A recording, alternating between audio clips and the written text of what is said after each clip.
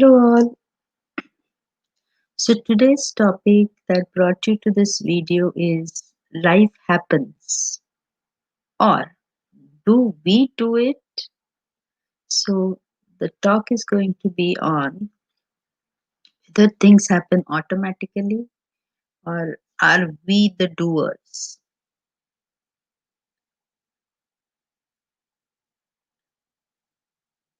If you think of the wind up toys, then we are something like this. In the sense, we are going to live our life X number of years, but it said what you do in this life matters. I would say more than what you do in this life matters, who you think you are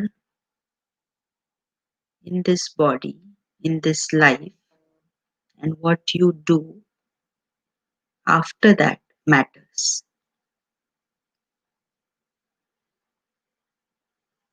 Like wind up toy, we do run its course.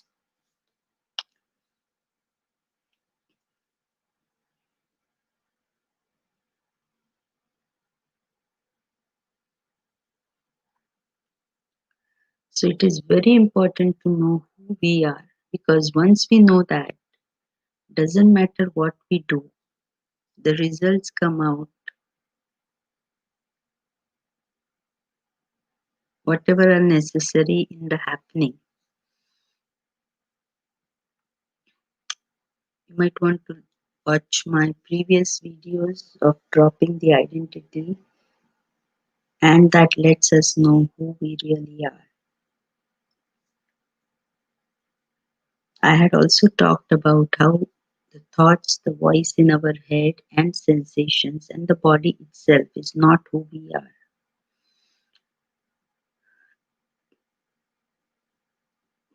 Certainly, the conditioning that has happened to us, the baby that was born, is also not who we are, but that's who we are, is considered by all of us. For example, the thoughts in our head,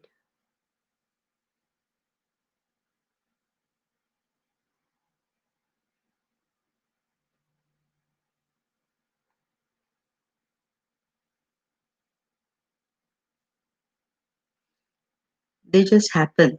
Just like wind happens, we have a hot day one day, we have a windy day the other day. Waves at the ocean also happen. While we are swimming, we do not know when the waves are going to be small waves, big waves. Is there going to be a rip wave that is going to pull you into the ocean, which could be dangerous? So we do not know. Wind and waves just happen on their own. So does life. We do not do much. It's only our egos, the identity, the conditioning that made the identity claims. Of course, I made this happen. Of course, I am getting up and getting a cup of tea.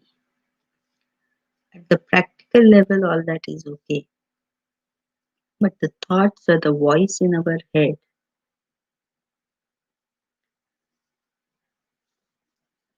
that just happens. While growing up, when all we didn't even have control of our hands,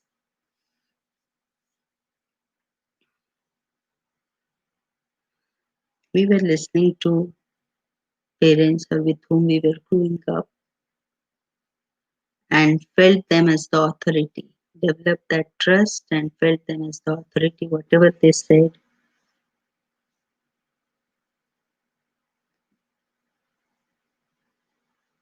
was considered true, and we were dependent on them to give us the food when we were hungry. Basic survival.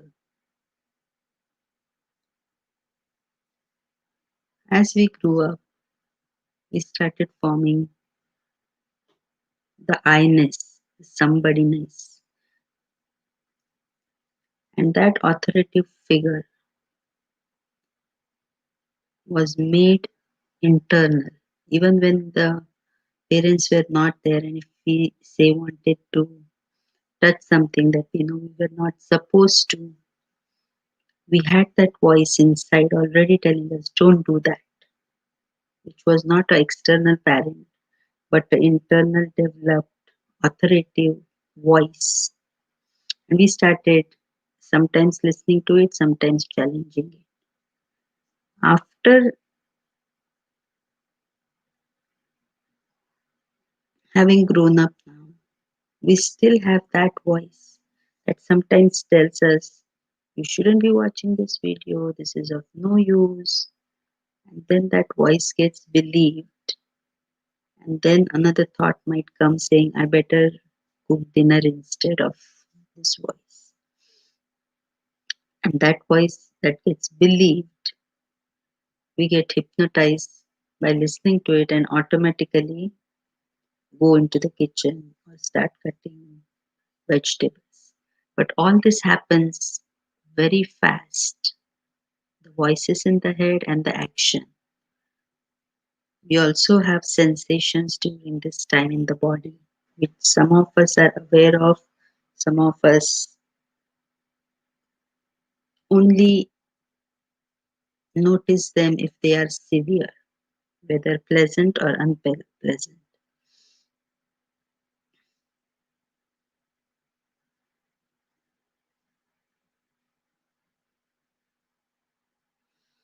So, this is something exercise wise also we would have done live. If someone had joined, we would have practiced this live. What thought came, how we believed it, and what is the outcome. But the main thing is, in spite of this, we need to go one more layer deep to know who we are, who is even observing all this. Thoughts coming, we believing it, and we enacting. There is something that is observing this, and that's who we are. Because all this that happened, the thought, the believer, the action, changes all the time. The thought changes, believing changes. Sometimes we believe, sometimes we don't. We pay attention to the sensations that have come, might not pay attention to the sensations. All this changes. But what is it that is here at this thought or any other thought or the thought in a teenager that we were? In terms of sensations, just have a scan of your body.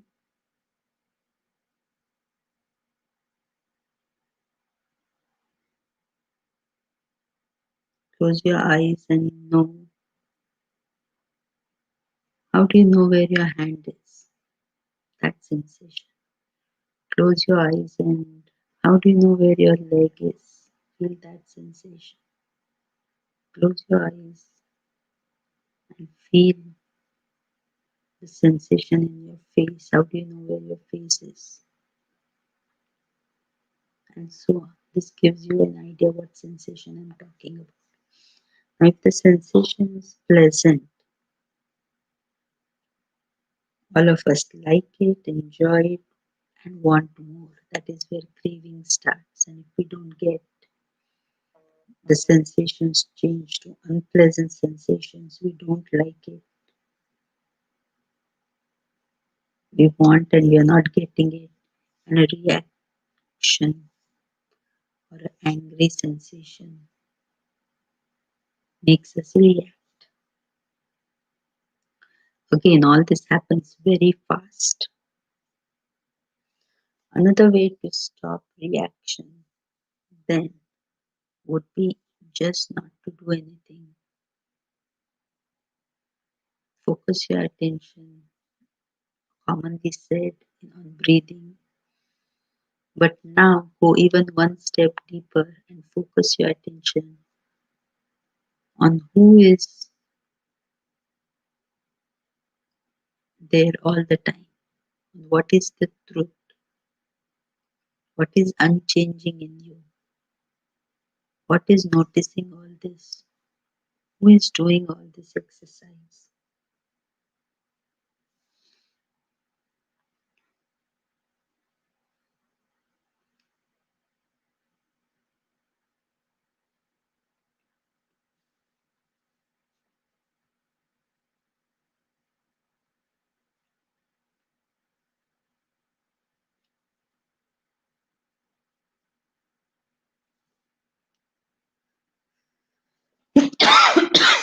Excuse me.